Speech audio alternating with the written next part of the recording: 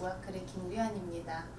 3월 1일은 저희가 국경일이어서 쉬었고, 지난주는 피치 못할 사정이 있어서 제가 이 자리에서 30분 동안 이고은 PD님과 같이 마음 졸였던 기억이 나네요.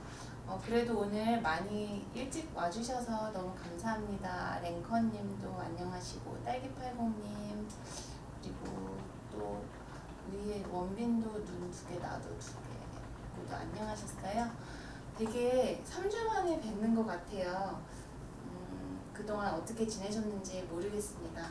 제가 느끼는 거는 2월 달에 출근이 아니죠. 여기에 오는 길에 늘 이렇게 뉘엿뉘엿 해가 지고 어두워지는 느낌이었는데, 지난주부터는 오는 길이 되게 밝다는 느낌이 들었어요. 그래서 봄이 오는 느낌이 좀 들었습니다.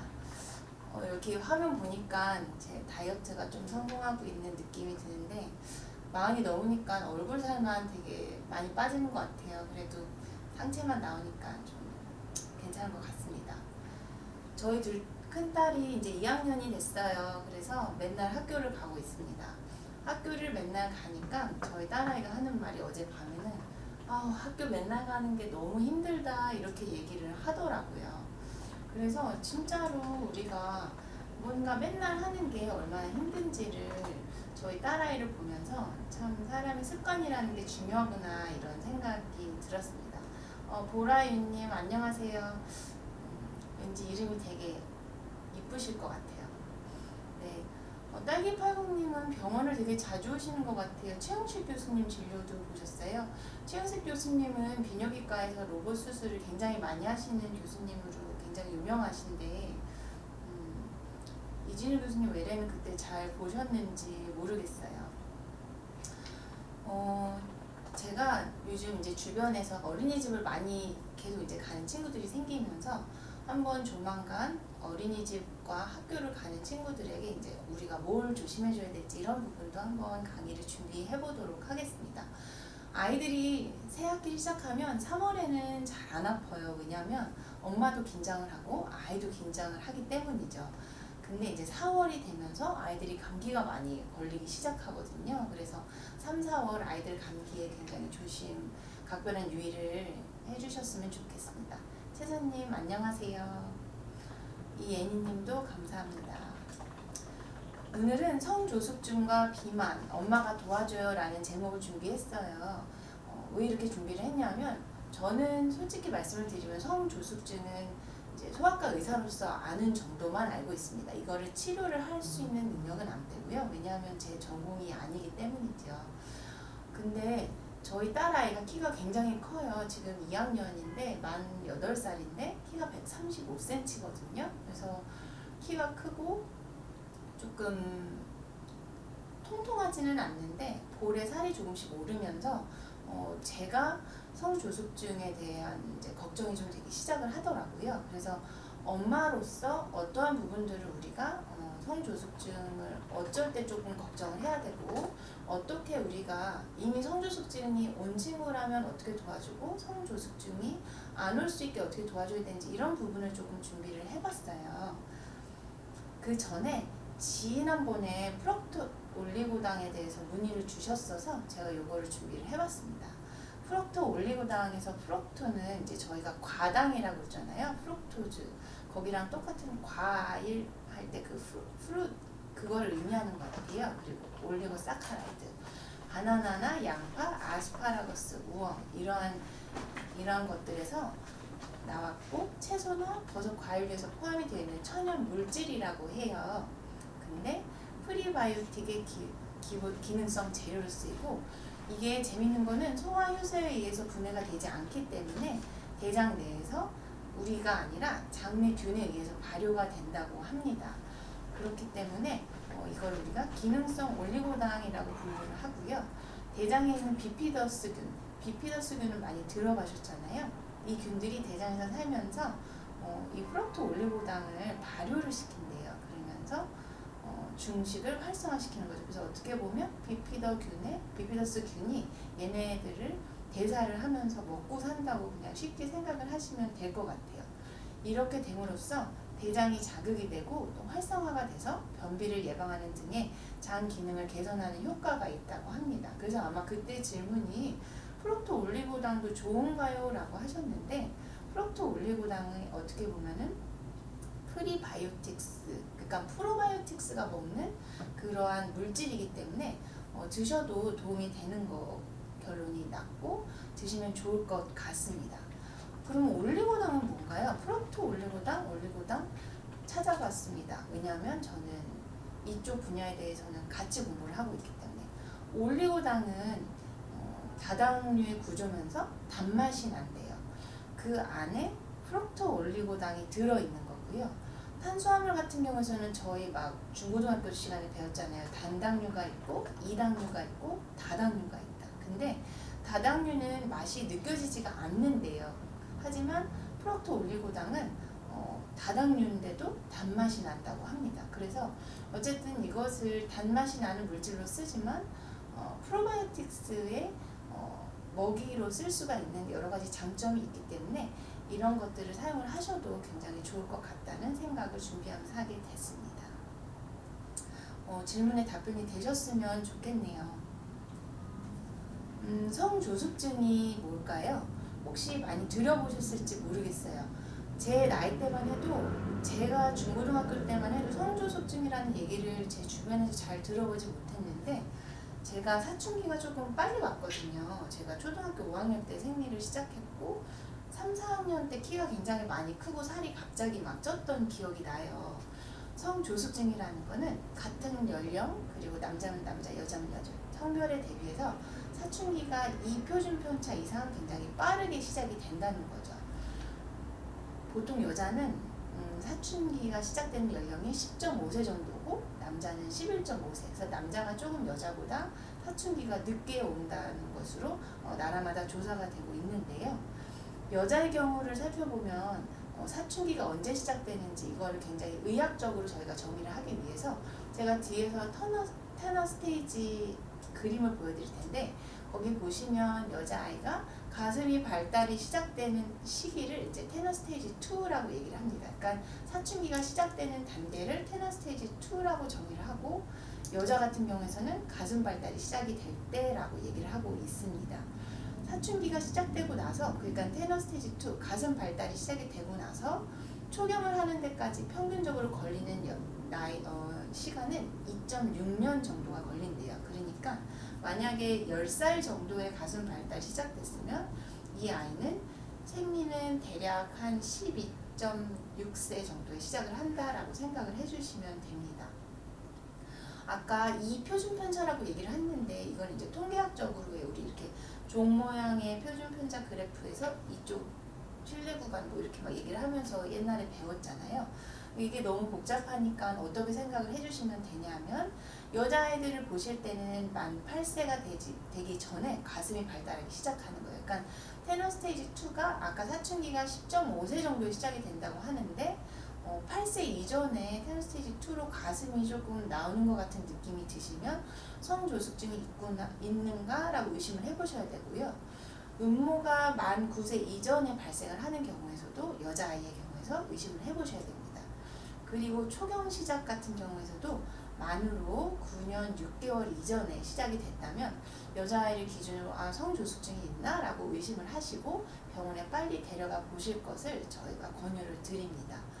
근데 이제 저희가 보통 대략적으로 시기를 말씀드리기로는 한 초등학교 1학년 겨울방학, 여름방학, 겨울방학쯤을 이용을 해서 한 번쯤 확인을 해보시는 것도 도움이 되실 것 같아요.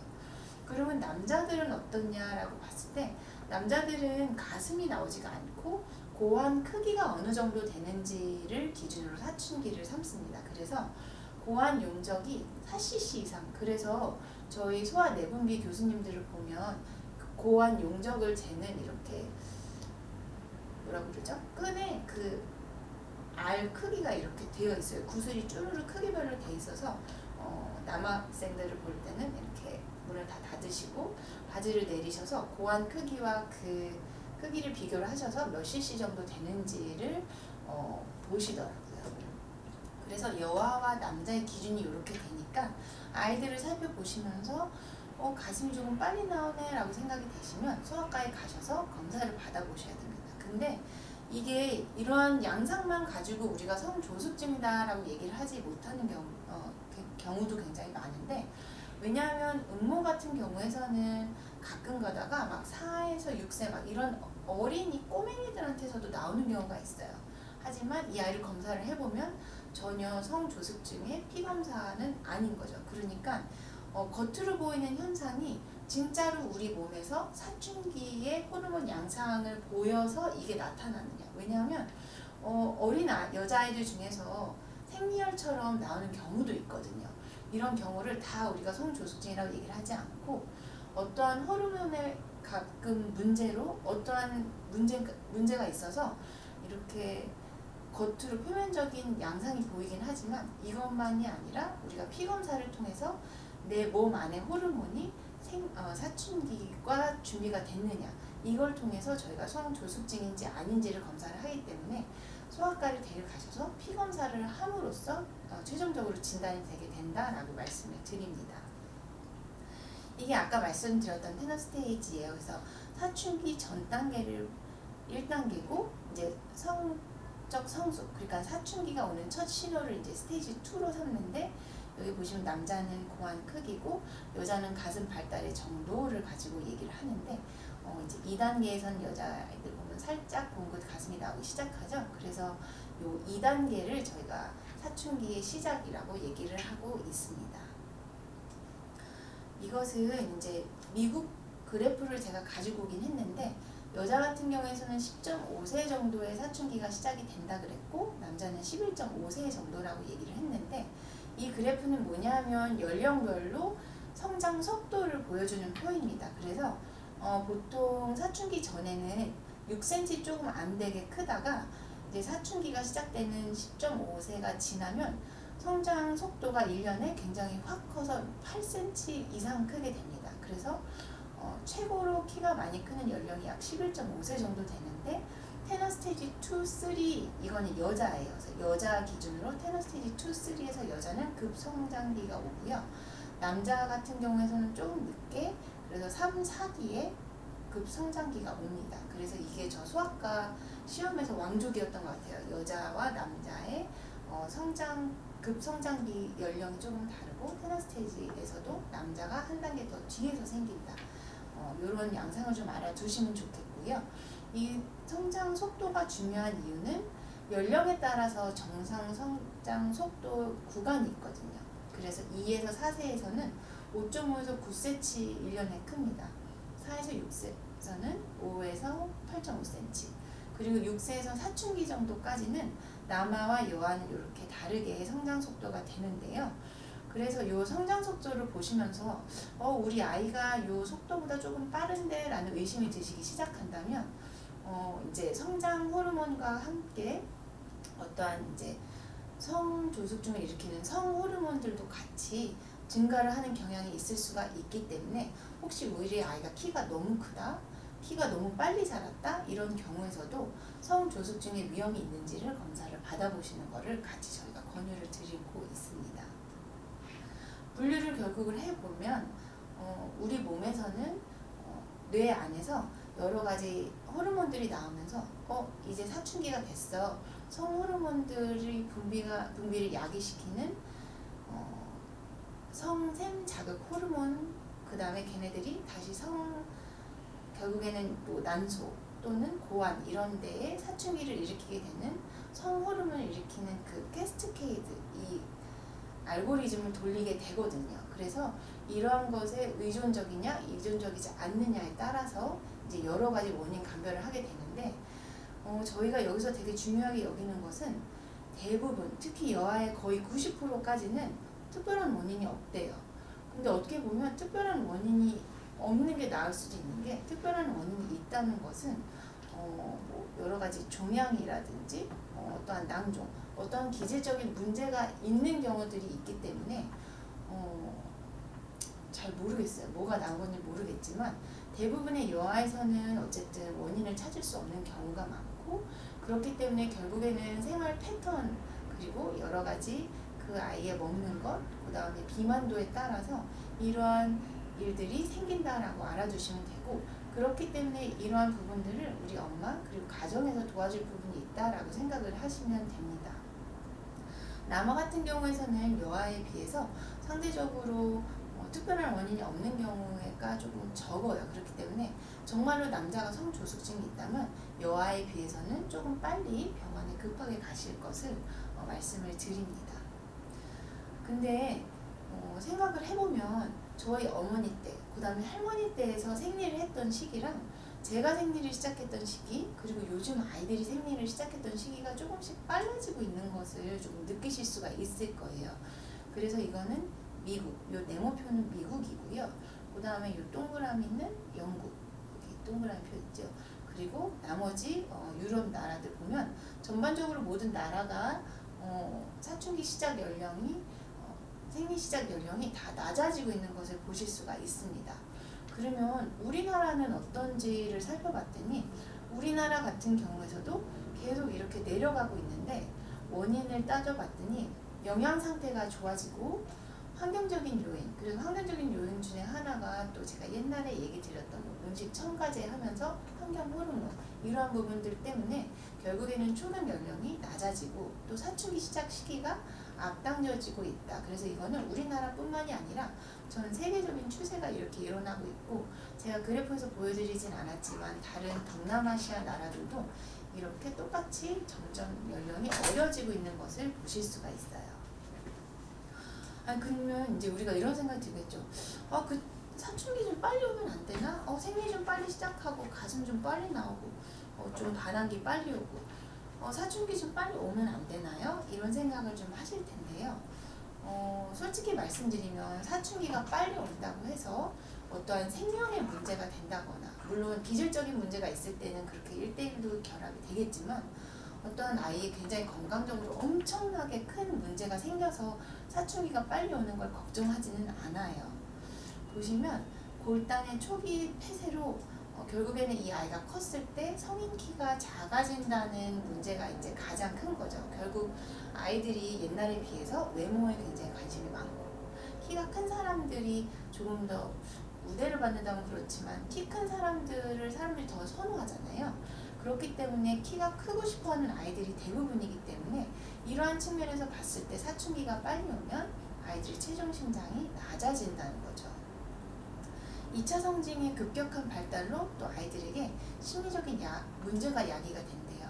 그래서 제가 5학년 때 생리를 시작을 했고, 그때 이제 스포츠 브라 같은 거를 이제 했는데 남자아이들이 뒤에서 이렇게 잡아당겼어요. 지금은 아이스케이키도 뭐 아동 간 성폭력이다 이렇게 얘기를 하는 시기에 저는 초등학교 5학년 때 남자애들이 뒤에서 브라 끈을 당기고 이래서 되게 스트레스를 받았던 기억이 나요. 그래서 그 위에 되게 두꺼운 티셔츠를 입어서 티가 안 나게 했었는데 그리고 이제 뭔가 가슴이 나온 것 같으니까 어깨도 괜히 이렇게 하고 다니고, 그래서 저는 아직도 조금 어깨가 살짝 안으로 말려 있다고 그러더라고요. 그래서 어쨌든 사춘기가 빨리 오게 되면 뭔가 내가 다른 아이들보다 다르다? 그리고 여러 가지 걱정이 되면서 아이들한테 심리적인 문제가 생길 수가 있습니다. 그리고 또 이제 친구들한테 놀림도 받을 수 있고요.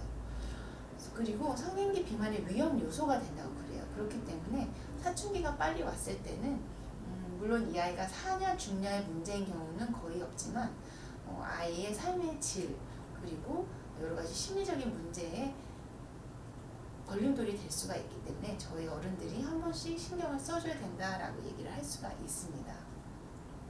2006년도에 비해서 13년도 조사에 따르니까 성조숙증이 10배가 이상 증가가 됐다고 합니다. 그리고 앞서서 말씀드렸다시피 여아가 숫자 자체도 많고 원인 불명의 경우도 굉장히 많고요.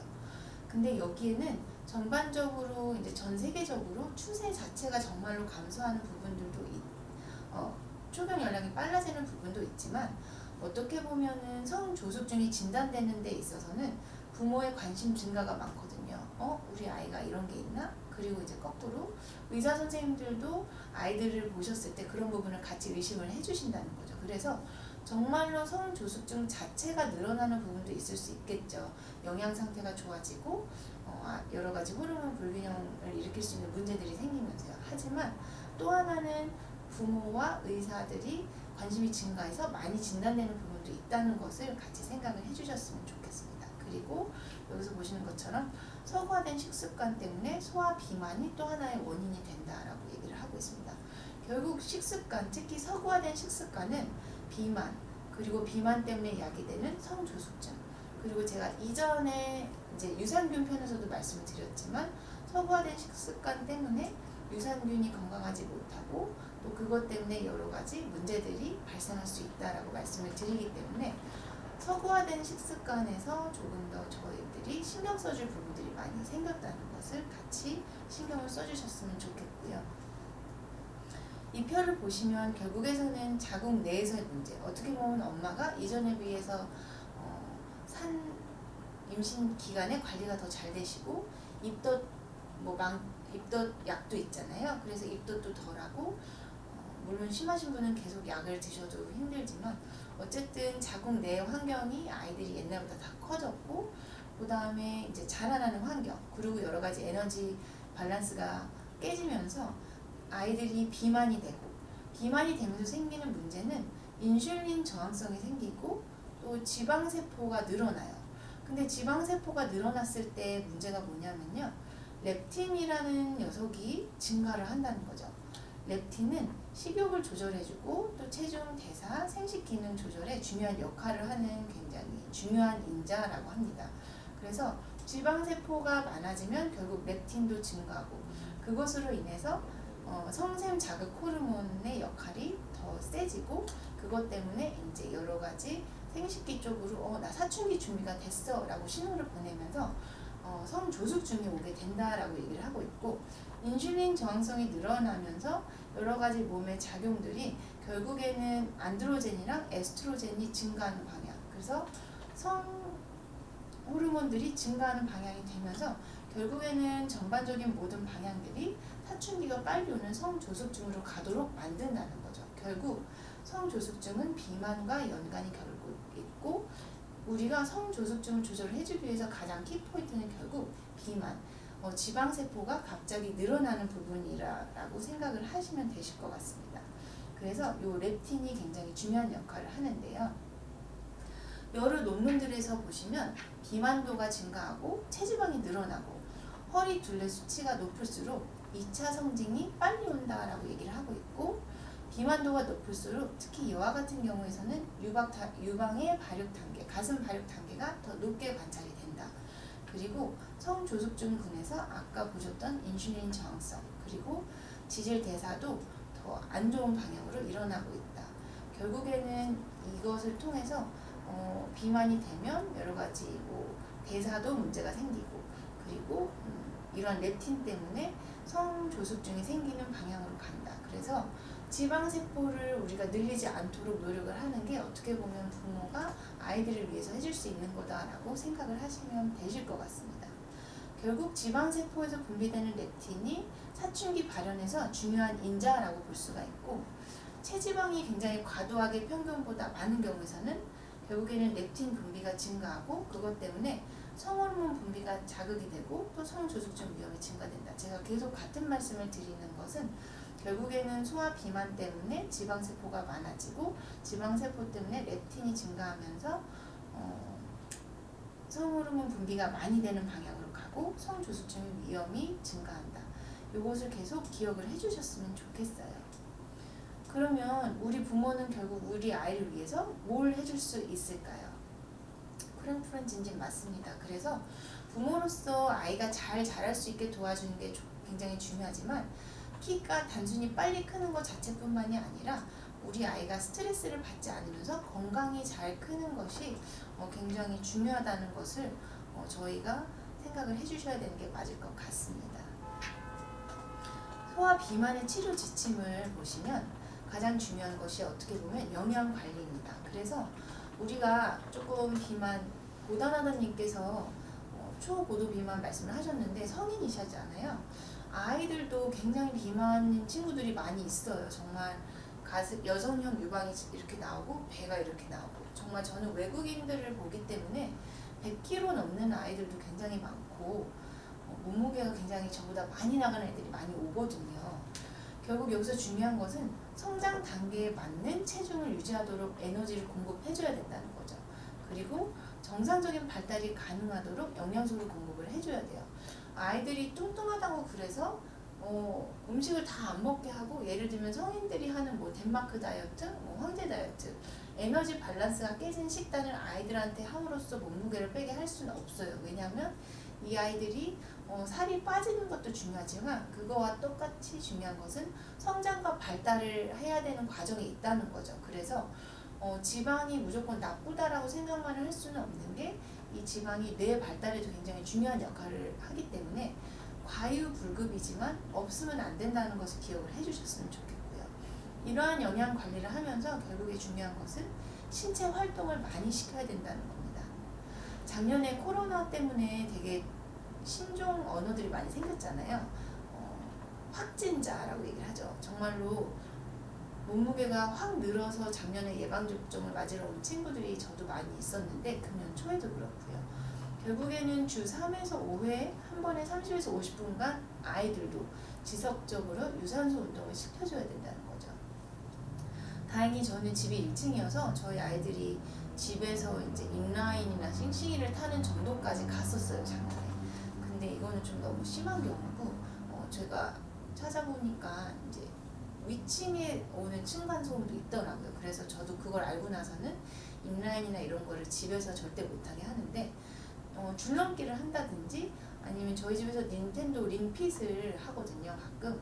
또 이제 아이들이랑 저랑 또 사촌 동생 이제 요즘 놀러 와서 저희 집에서 이제 4인 이상 집합금지 하니까 4인이니까 넷이서 이제 그 춤추는 걸로 점수 매기는 게 닌텐도에 있어요. 그래서 그런 게임을 하거나, 아니면 뭐 찾아보면 아이들과 함께 집에서 운동을 할 수 있는 프로그램들, 그리고 층간소음을 안 일으키면서 할 수 있는 운동들이 굉장히 많이 나오거든요. 그래서 그런 신체 활동을 좀 많이 해주셨으면 좋겠고, 날씨도 따뜻해졌기 때문에 물론 공기가 안 좋기는 하지만 미세먼지가 조금 좋을 때는 밖에서 줄넘기를 시켜주시는 것도, 공터에서 그런 것들을 좀 신경 써주시는 것도 좋을 것 같아요. 그리고 또 하나 중요한 건 상담이나 또는 부모가 참여해 줄 수 있는 부분, 특히 부모가 프로그램에 굉장히 적극적으로 참여를 해야 된다는 겁니다. 왜냐하면 체중 감량을 아이들한테 혼자 맡길 수가 없어요. 저희가 뭐 여러 가지 돈을 주고 하는 체중 감량 프로그램이 인기가 있는 이유는 돈을 줘서 아까워서 하는 강제성이 있기 때문인 거잖아요. 아이들도 저절로 제가 아이들한테 과자 많이 먹지 마, 빵 많이 먹지 마, 이렇게 얘기만 한다고 저희 아이들이 제가 없을 때 과자와 빵을 안 먹지 않아요. 왜냐하면 강제성이 없기 때문이죠. 그래서 저도 요즘 집에 과자나 이런 걸 좀 덜 사놓고 야채를 많이 먹이려고 여러 가지 노력을 하고 있거든요. 이런 식으로 부모가 체중 감량 프로그램에 적극적으로 참여를 해주셔야 되고, 또 그것을 이끌어가 주셔야 되는 부분이 있습니다. 그리고 적절한 부모 교육을 통해서 자녀가 습관을 정비하고 또 환경 개선, 정말로 과자랑 빵을 줄이니까 아이들이 그만큼 야채나 여러 가지 뭐라 그러죠? 간식을 조금 건강하게 먹는 습관이 들게 되더라고요. 그래서 정말로 환경을 개선하는 게 중요하다라는 생각을 하게 됐습니다. 한국인 영양소 섭취 기준이에요. 그래서 보시면 여기 3에서 18세가 이제 저희가 가장 관심이 많은 나이일 것 같아요. 탄수화물은 그래도 55에서 65% 정도를 차지를 해야 된다고 그러고요. 이게 2015년도 보건복지부 기준이긴 한데, 단백질도 7에서 20%이 정도를 유지를 하셔야 되는데, 저는 요 앞쪽보다는 조금 퍼센트를 많이 차지하는 것을 권유를 드립니다. 이유는 제가 요 다음 슬라이드에서 설명을 드릴게요. 그리고 지질 같은 경우에서도 15에서 30%, 지질을 무조건 줄이는 게 해답이 아닌 것은 말씀드렸다시피 지질 자체가 뇌 발달이라든지 여러 가지 에너지 대사, 그리고 이제 호르몬에 영향을 주기 때문에 지질을 무조건 줄이는 게 해답은 아니라는 걸 여기서 보실 수가 있고요. 영양소 섭취 기준을 보시면 에너지인데요. 남자는 나이에 따라서 이 정도가 있고 다시 증가를 했다가 30대부터 다시 감소를 해요. 이건 여자도 마찬가지인데, 제가 이걸 보면서 내가 맨날 2100kcal 정도를 먹으면 되겠다 생각을 했는데 제 나이 때는 슬프게도 욕이 있더라고요. 그래서 이제 칼로리를 좀 줄여야겠구나. 아, 이래서 내가 30대가 되면서 살이 조금 이전만큼 잘 안 빠지는 게 이래서 그랬구나. 아무래도 대사 효율이 좀 떨어지기 때문에 이렇게 되는 것 같아요. 그래서 본인 연령대 그리고 아이들 연령대를 보시면서 칼로리를 조금 참고를 해 주셨으면 좋겠습니다. 여기에서 이제 보시면 단백질인데요. 단백질 평균과 권장 섭취량이 이렇게 나와 있어요. 여기 보시면 이제 하루에 몇 그램인지를 보실 수가 있는데 남자 여자가 다르고 단백질이 중요한 이유는 그러면 우리가 왜 유전적으로 물론 서구가 동양권보다 키가 큰 것은 맞습니다. 제가 독일 친구들을 보면은 엄마부터 키가 180이 넘어서 와요. 그리고 14살인데 아이들이 195, 막 여자아이도 178 이렇게 돼서 옵니다. 뭔가 유전적인 원인은 반드시 있지만 거기 플러스 단백질 섭취 퍼센트가 동양 사람들이 서양 사람들에 비해서 비율이 더 단백질이 낮다는 거죠. 왜냐하면 동양 사람들은 야채 그리고 나물, 그러니까 결국엔 서구화된 식단보다는 동양 식단을 보시면 저희가 나물이 굉장히 많잖아요. 탄수화물도 많고. 그래서 그런 포션을 따졌을 때 단백질의 비율이 적기 때문에 어떻게 보면은 서구에 비해서 동양 사람들이 키가 후천적으로 작은 부분은 그런 데에서 기인을 한다. 그래서 제가 단백질 그리고 성장 이것을 논문을 검색을 해봤더니 굉장히 많은 논문들이 나왔는데 결국에는 동물에서 유래된 단백질들을 죄송합니다. 건강하게 먹는 게 성장, 키가 크는데 굉장히 중요한 역할을 한다. 그리고 유제품을 그래도 좀 먹어주는 게 먹지 않는 그룹에 비해서 키 성장이 조금 더 잘 되더라. 이러한 논문들이 굉장히 많이 있습니다. 그래서 물론 식물성 단백질이 나쁘다라는 게 아니라 동물성 그리고 양질의 단백질들을 잘 챙겨주시는 것이 중요하다. 그래서 꼭 반드시 빨간 고기일 필요는 없는 것 같아요. 닭고기, 생선 이러한 부분들도 생각을 해주시고 특히 등푸른 생선은 제가 이전에 이제 비타민 얘기에서도 말씀드렸지만 오메가3도 굉장히 아이들에게 좋은 영향을 끼치기 때문에 등푸른 생선도 가끔은 섞어서 많이 먹여주시고 그 다음에 뒤에서 보시면 물론 동물 실험에서는 콩류가 조금 성조숙증을 야기시키지 않나라는 쥐 실험이 있기는 했지만 아직 사람에서는 증명된 부분이 없기 때문에 콩도 먹여주시는 게 좋고 견과류 이런 부분들도 중요하고 그래서 아이들에게 식단을 주실 때 동물에서 유래된 단백질 그리고 유제품들을 잘 챙겨주시는 것이 이 아이들이 키가 성장하는데 굉장히 도움을 줄 수 있다는 얘기를 제가 이 성조숙증이랑 조금 다른 포션으로 말씀을 드립니다. 그래서 제가 요즘은 저한테 백신 맞으러 오는 친구들한테 이 얘기를 꼭 해요. 왜냐하면은 되게 재미있는 것은 저희 우리나라 아이들은 아직 어렸을 때부터 채식을 하겠다고 결심하는 아이들이 생각보다 많지는 않은데 외국 아이들은 10대 초반부터 나 초식입니다 라고 자기가 얘기를 하는 경우가 굉장히 많아요. 아마 환경 문제 그리고 부모 영향도 있겠지만 어쨌든 외국 아이들은 자기가 스스로 비건이다, 베지테리언이다 이런 얘기를 많이 하기 때문에 유제품이나 동물성 유래 단백질을 그래도 먹는 게 좋다라고 제가 얘기를 하는데요. 이런 부분들을 꼭 아이들에게 말씀을 주시고 확실히 제 친구도 그런 얘기를 하더라고요. 고기 섭취량을 늘렸더니 아이들이 키가 확실히 커 이 얘기를 하더라고요. 그래서 이 부분 같이 생각을 해주셨으면 좋겠습니다. 크럼 프렌즈님 치킨 2마리가 간식이시라고요. 저희 집도 저희 집 40살 큰아들 때문에 치킨 2마리는 시켜야지 저희 네 가족이 정말 충분히 먹습니다. 그러면 비만 영양 관리는 어떻게 해줘야 되느냐 보시면 열량은 말씀을 드리지만 결국에는 성장 그리고 발달 때문에 극단적으로 줄일 수가 없어요. 그래서 성장과 발달을 위해서 적절하게 영양을 공급을 해줘야 되고 키와 몸무게 그리고 연령에 맞게 칼로리 권장을 기초로 결정을 하게 됩니다.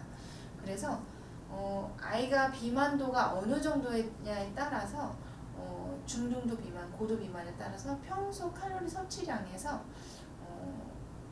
중등도 같은 경우에서는 250에서 500 그리고 고도인 경우에서는 500에서 1000kcal까지 조금 빼주시는 것이 한 달에 이 정도의 감량을 해주실 수 있다라고 합니다. 그래서 몸무게 자체를 줄여주는 것도 중요하지만 양질의 에너지를 통해서 몸무게는 줄이면서 성장을 같이 자극시켜줄 수 있는 식단, 영양 관리를 해주셔야 된다는 것이 중요합니다.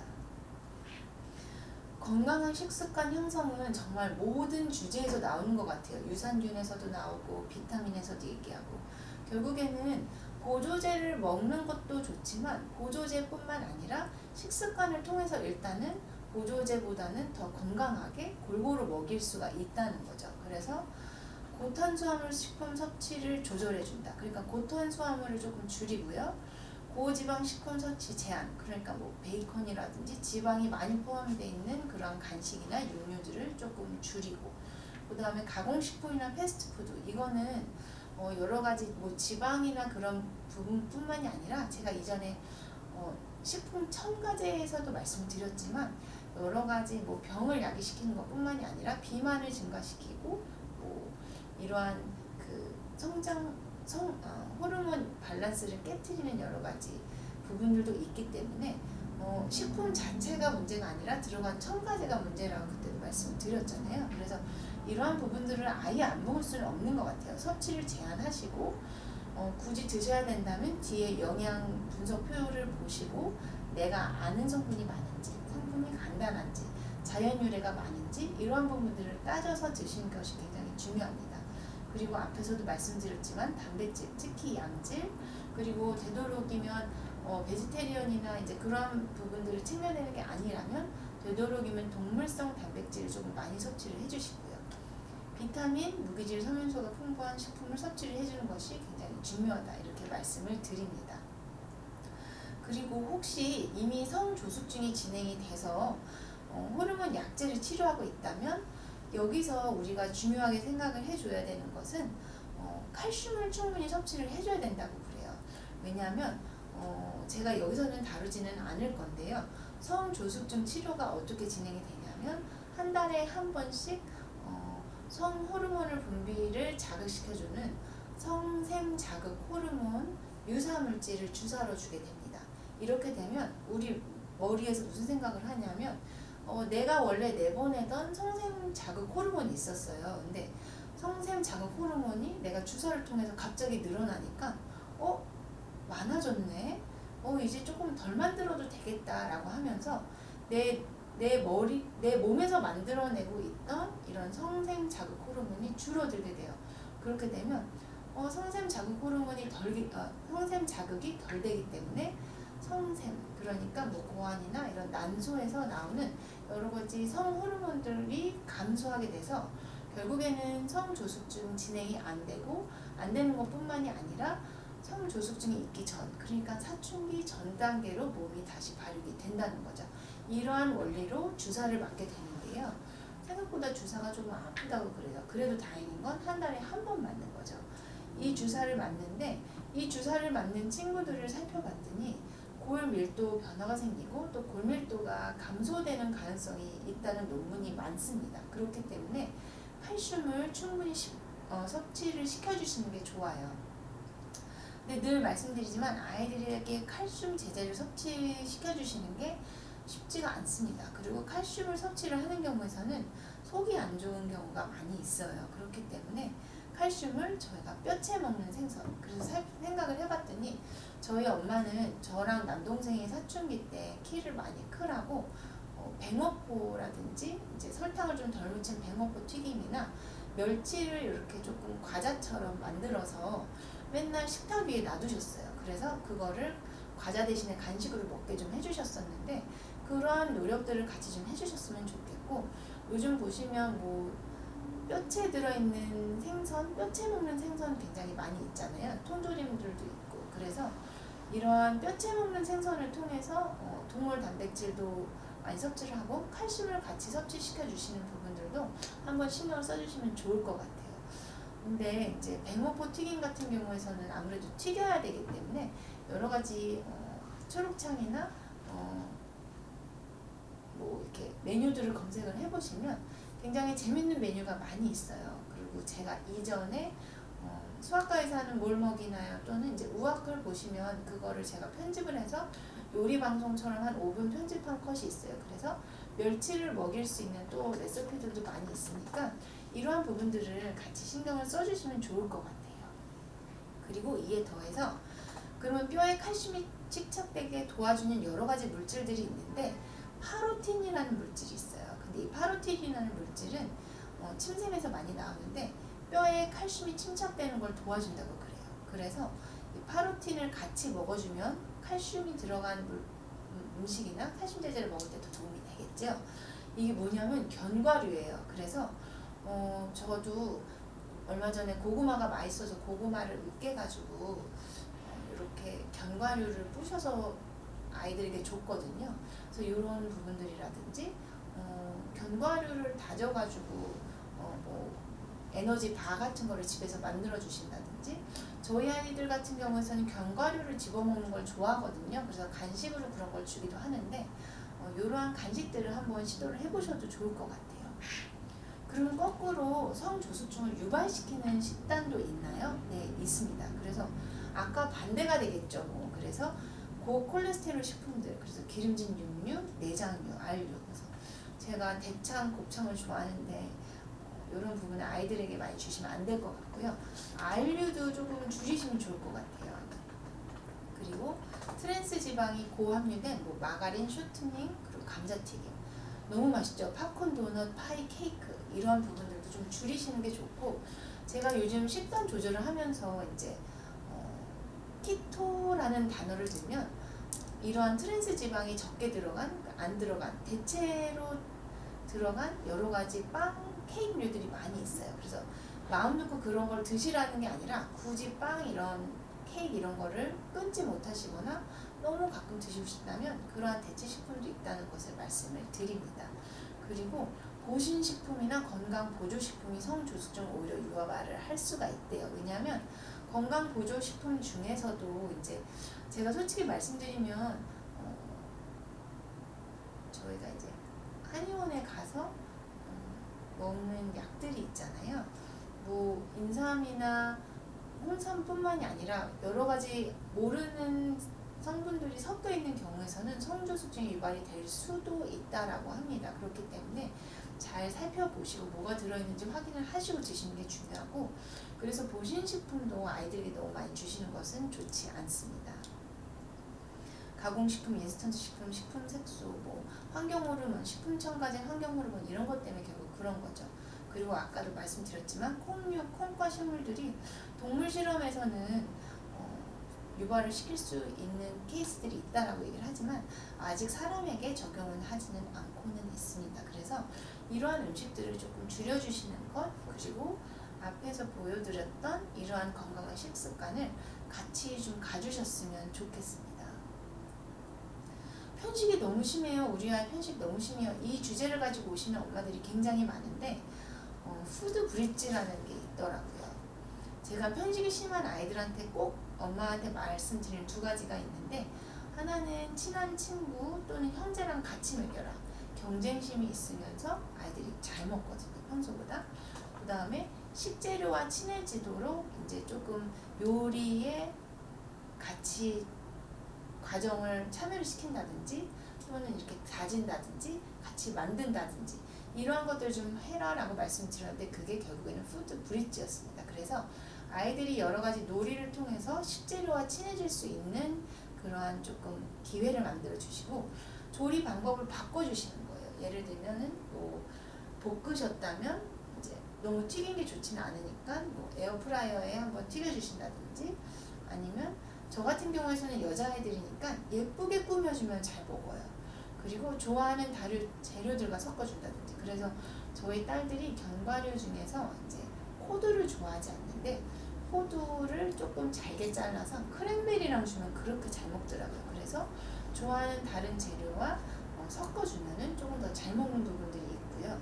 천천히 재료의 맛을 느낄 수 있게 아이들에게 그 한 가지 재료를 조금 다양하게 충분한 시간을 가지고 느낄 수 있게 해주시는 부분들을 고려를 해봐 주셨으면 좋겠습니다. 그래서 결국에는 건강한 재료, 건강한 습관, 그리고 여러 가지 편식을 하지 않는 방법들 해서 아이들과 함께 건강한 식습관을 만들어 나가신다면 아마 조금 엄마들이 성조숙증이 이미 진행이 되셨다거나 아니면은 의심이 되거나 이제 어린 아이들 키우실 때 조금 도움이 되실 것 같아요. 그래서 저도 이거를 준비를 하면서 저희 아이들에게 생선도 조금 자주 섞어주고 그 다음에 야채도 더 비율을 늘려주고 이렇게 하고 있습니다. 그 다음에 또 하나 제가 말씀을 드리고 싶은 부분이 있어요. 부모님이 심리적으로 지지를 해주시는 게 굉장히 중요합니다. 그래서 어쨌든 성장기에 있어서 키가 크는 것만큼 가슴이 나오고 고환이 커지고 옥모가 나오고 결국에는 어른이 되어 가는 것 자체는 정상 발달입니다. 그래서 너가 조금 다른 아이들보다 빨리 맞이했을 뿐이지 네가 비정상이거나 병이 아니다라고 충분히 설명을 하고 심리적으로 지지를 해주시는 게 중요합니다. 조금 빨리 시작됐을 뿐이지 정상이다. 저 아이들도 겪을 것이다. 이것을 말씀을 해주시는 게 중요하고요. 아이들을 보시면서 이런 몸의 변화 때문에 성적이 떨어지거나 학교에 문제가 있지는 않은지 의욕이 떨어지진 않는지 그리고 우울하진 않는지를 충분히 감정적으로 교류를 해주시고 캐치를 해주시는 것이 중요할 것 같습니다. 그리고 절대로 특히 아빠가 아이의 외모에 대해서 코멘트를 하시면 안 됩니다. 아빠가 특히 여자아이에게 너 살이 조금 찐 것 같아 이랬을 경우에 아이는 굉장한 심리적인 충격을 받고 이게 결국에는 본인의 잘못된 몸에 대한 인식에까지 영향을 준다라고 하기 때문에 아빠들 제가 당부를 드리는데 절대로 여자아이에게 외모에 대한 코멘트는 하시지 마십시오. 물론 너는 사랑스럽다, 예쁘다, 좋은 부분을 칭찬해 주시는 건 좋지만 살이 찐 것 같다, 너 다리가 굵다, 이전보다 허리가 두꺼워진 것 같아, 얼굴이 크네 이런 얘기 절대로 하시면 안 됩니다. 왜냐하면 제가 과외했던 아이도 아버님이 그런 지적을 해주셨던 일이 있었고 제 주변에서 굉장히 많이 봐요. 아빠는 그냥 보이는 현상을 얘기를 한다고 하지만 여자 아이들이 받는 마음의 상처라든지 심리적 데미지는 굉장히 크기 때문에 이러한 부분들 참고를 해주셨으면 좋겠습니다. 충분히 칭찬해주고 같이 할 수 있는 것들을 만들어 나가시는 것, 부모님이 심리적으로 지지를 해주시는 게 어떻게 보면 영양학적으로 칼로리적으로 운동을 같이 해주시는 부분들 이만큼 또 중요한 하나의 비율을 차지하지 않을까라고 생각이 듭니다. 질문 시간이 없어서 좀 빨리 볼게요. 월경이 빠르면 폐경도 빠른가요? 이혜님님 말씀 주셨는데 이 부분은 제가 다음 주에 한번 찾아볼게요. 근데 월경이 빠르면 케이스 바이 케이스인 것 같아요. 월경이 빠르다고 무조건 폐경도 빠른 건 아니지만 이 부분은 제가 한번 신경을 써서 다음 주에 앞부분에서 말씀을 드리도록 하겠습니다. TV 과다 시청이 성조숙증을 일으키나요? 어떠한 생활 패턴 자체가 성조숙증을 일으킨다라기보다는 어떻게 보면 TV를 많이 보면서 몸이 움직이지 않고 TV 보면서 저희 집도 가끔 이제 치팅데이라고 하죠. 팝콘을 먹을 경우가 있거든요. 이런 식으로 TV를 많이 보면서 신체 활동은 적어지고 간식을 많이 먹는 일들이 생기면서 이러한 부분이 영향을 받을 수 있다라고 충분히 생각이 됩니다. 고등학교 때부터 키가 안 크셨다고 정호성도 49세라고 말씀하셨는데 전자파 때문이라기보다는 고등학교 때부터 키가 안 크실 수 있습니다. 사람마다 고등학교 때 남자들이 많이 크지는 않는 것 같아요. 중학교 후반에 많이 크는 것 같기는 해서 TV를 많이 보고 전자파 때문은 아닌 것 같은데 제가 다음 주에 이 부분 TV, 전자파, 성조숙증 요 부분도 같이 찾아서 말씀을 드리도록 하겠습니다. 성인은 월경 안 하면 병원 가는데 청소년 여자는 월경 초경이 언제 규칙적으로 되나요? 보통 6개월에서 1년 안에라고 말씀을 드리기는 합니다. 딸기팔모님 제가 이 여자아이들의 생리에 대해서 미즈메디 병원 산부인과 이유진 선생님이랑 우아클 제 채널에 영상을 올렸거든요. 한번 참고를 해주시면 좋을 것 같고요. 보통 6개월에서 1년 안에 규칙적이 된다라고 말씀을 드리는데 심리적인 부분이 월경에 굉장히 영향을 많이 미치기 때문에 아이들이 사춘기 오는 몸의 변화, 학업 스트레스, 여러 가지 스트레스 때문에 규칙적이 되다가 또 이 사이클이 깨지는 것 같아요. 그래서 저도 대학생이 되고 나서 다시 규칙적이 됐던 것 같아서 이 부분은 여러 가지 요소가 있기 때문에 한번 영상을 보시면서 참고를 해주셨으면 좋겠습니다. 초등학교 5학년 생일 시작할 때 아이도 유전이 될까요?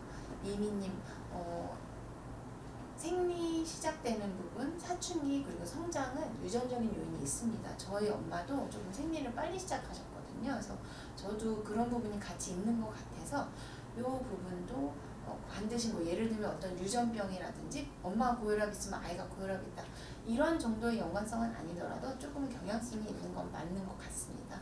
이 부분도 다시 제가 문헌을 통해서 다시 확실히 말씀을 드리도록 하겠습니다. 레리나라님, 인유한 교수님이랑 방송은 많이 힘들 것 같습니다. 왜냐하면 직장 상사를 모시고 오는 게 쉽지는 않아요. 그래서 제가 이 부분은 굉장히 어려울 것 같다라고 말씀을 드립니다. 여자는 에스트로겐 영향을 많이 받는데 남자아이 성장기에 특별한 영향을 받는 거. 어떻게 보면 남자아이는 남자 몸에서도 에스트로겐이 나오기는 하거든요. 그래서 남자아이도 지방세포 때문에 나오는 렙틴 때문에 여러 가지 성호르몬 자극이 늘어나기 때문에 남자도 이 사이클에서 결국에는 성조숙증이 오게 되는 부분이 있습니다. 저는 소아과긴 하지만 딸기80님 외국인 진료만 해서 제가 진료를 봐드리지 못하는 점을 너무 죄송하게 생각을 합니다. 제가 나중에 혹시 소아과 개원을 하면 꼭 우리 비욘디 식구분들을 중심으로 더 열심히 진료를 봐드리도록 하겠습니다. 생리가 빠르거나 늦은 아이 음식 신경 쓰실 거는 생리가 늦는 경우에서는 솔직히 생리를 늦추는 게 우리의 목표이기 때문에 늦는 것 자체가 문제가 되진 않지만 너무 늦는 경우에서는 혹시 다른 몸에 문제가 없는지를 찾아보셔야 돼요. 그래서 늦는 경우에서는 음식물 신경보다는 16세가 넘었는데도 생리가 전혀 없다. 이럴 경우에서는 산부인과를 가보셔야 되는 게 맞고요. 성악과나 산부인과요. 생리가 빠른 경우에서는 제가 앞에서 슬라이드에서 말씀드렸다시피 서구화된 식단보다는 야채를 많이 먹고 고질의 단백질 그리고 열량을 잘 계산해서 너무 열량이 과다되지 않도록 그리고 지방을 줄이는 이러한 건강한 식습관 결국에는 식습관이 중요한 것이 맞는 것 같아서 YHK님은 제가 이 앞전에서 말씀드렸던 그 슬라이드를 한번 캡처를 하셔서 그 식단들을 한번 신경을 써주셨으면 좋겠습니다. 강의가 너무 길었던 것 같아요. 제가 다음 주에는 폐경이랑 성조숙증 관계 그리고 성조숙증에 영향을 미치는 여러 가지 TV 시청이라든지 전자파 부분도 같이 찾아서 방송 앞부분에서 말씀을 드리도록 하겠습니다. 공기가 점점 안 좋아지고는 있지만 날씨는 따뜻해지고 있어요. 모두 이 시기 건강하게 잘 지내시고 다음 주에 또 뵙도록 하겠습니다. 감사합니다.